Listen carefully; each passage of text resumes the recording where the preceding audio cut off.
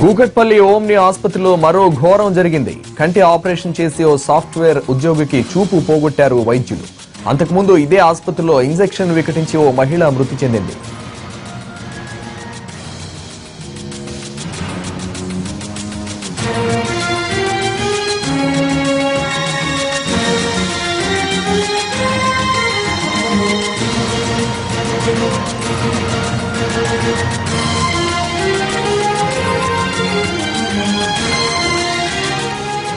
Kukatpally omni ఆసుపత్రిలో మరో ఘోరం జరిగింది. కంటి ఆపరేషన్ చేసి ఓ సాఫ్ట్వేర్ ఉద్యోగికి చూపు పోగొట్టారు వైద్యులు.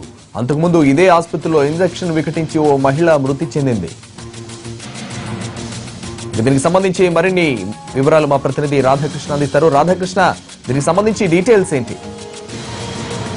సంతోష్, ఉదయం కూకట్పల్లిలోని ఓమ్ని హాస్పిటల్లో డెలివరీ అయిపోయిన తర్వాత డిశ్చార్జ్ చేయాల్సి ఉంది. ఇవాళ ఆ యువతిని డిశ్చార్జ్ చేసే సమయంలో అక్కడ ఉన్న వైద్యులు ఒక ఇంజెక్షన్ ఆమెకు ఇవ్వడం జరిగింది. ఈ సమయంలో ఒక్కసారిగా ఆవిడ అక్కడే పడిపోవడం, ఆ తర్వాత చనిపోవడం జరిగింది. దీంతో ఆసుపత్రిలో ఆమె బంధువులు వైద్యం వికటించి, అంటే ఇంజెక్షన్ వికటించడం ద్వారానే ఆమె చనిపోయిందని కూడా ఆందోళన దిగడం జరిగింది. ఓమ్ని వైద్యులు మాత్రం ఏమీ చెప్పలేని పరిస్థితిలో ఉన్నారు. అసలు ఇంజెక్షన్ ఏ విధంగా ఇచ్చారు, ఆ ఇంజెక్షన్ ఎలాంటి ఇంజెక్షన్ మీద ఎక్స్పైరీ డేట్స్ ఉన్నాయా, వాటిని ప్రస్తుతం పరిశీలిస్తున్నారు. అయితే డిశ్చార్జ్ చేసే సమయంలో ఎందుకు ఇంజెక్షన్ ఇవ్వాల్సి వచ్చింది అన్న దానిపై కూడా బంధువులు తీవ్ర ఆగ్రహం వ్యక్తం చేస్తున్నారు. ఎందుకంటే ఉదయం వరకు కూడా ఆమె అందరితోటి మాట్లాడింది. ఆ సమయంలో ఆమెకు ఎందుకు ఇంజెక్షన్ ఇవ్వాల్సి వచ్చింది అనేది వాళ్ళు తీవ్ర ఆగ్రహం వ్యక్తం చేస్తున్నారు. బంధువులందరూ కూడా ఆసుపత్రిలో ఆందోళనకు దిగారు. అక్కడ ఉన్న ఫర్నిచర్ కూడా ధ్వంసం చేశారు. ఈ అమ్మాయి సంబంధించి ఒక బాబు, చిన్న బాబు కూడా డెలివరీ కావడం జరిగింది.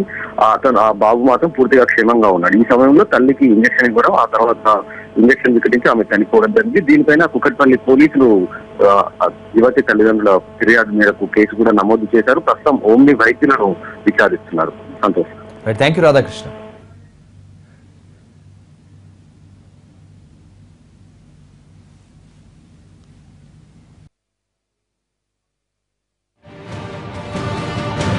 ఇంజెక్షన్ వికటించి బాలింత మృతి చెందిన ఘటన హైదరాబాద్ కూకట్పల్లిలోని ఓమ్ని హాస్పిటల్లో జరిగింది. జగద్గిరిగుట్టకు చెందిన స్రవంతికి గత నెల 31న డెలివరీ అయింది. అయితే ఊపిరితిత్తుల్లో సమస్య తలెత్తడంతో 1వ తేదీన ఓమ్ని హాస్పిటల్లో చేరింది. ట్రీట్మెంట్ తర్వాత డిశ్చార్జ్ చేసే సమయంలో ఇంజెక్షన్ ఇవ్వడంతో అది వికటించింది. వెంటనే స్రవంతి కోమాలోకి వెళ్లి చనిపోయింది. వైద్యుల నిర్లక్ష్యం కారణంగానే తమ కూతురు మృతి చెందిందని ఆరోపిస్తూ స్రవంతి బంధువులు ఆసుపత్రి ముందు ఆందోళనకు దిగారు. కంప్యూటర్లు, ఫర్నిచర్ ధ్వంసం చేశారు.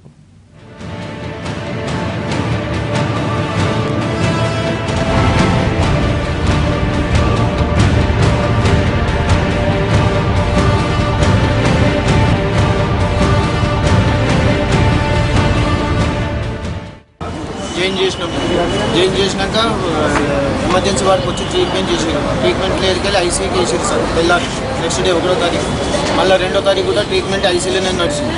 3వ తారీఖు కూడా ట్రీట్మెంట్ ఐసీలోనే నడిచింది.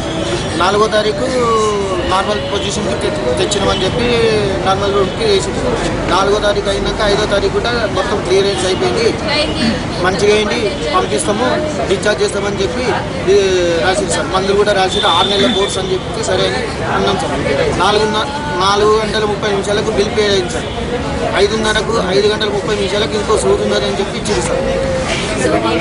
సూది ఇవ్వగానే కొట్టుకొని గిలగిల కొట్టుకొని ఇలా పోయింది.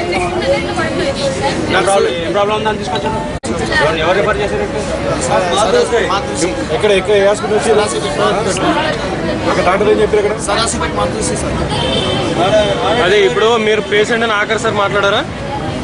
ఎప్పుడు మాట్లాడారు మీరు ఆమెతోటి? అంతా కూడా డిశ్చార్జ్ అయిన ఆ రోజు మొత్తం పేషెంట్ ఇంటికి పోతున్నామంటే కూడా బాత్రూమ్ లేచి తిరిగింది, సేమ్ యాపిల్ పండు తిన్నది, చాయ్ తాగింది, డబ్బర్ రొట్టె అడ్డుకొని కూడా తిన్నది.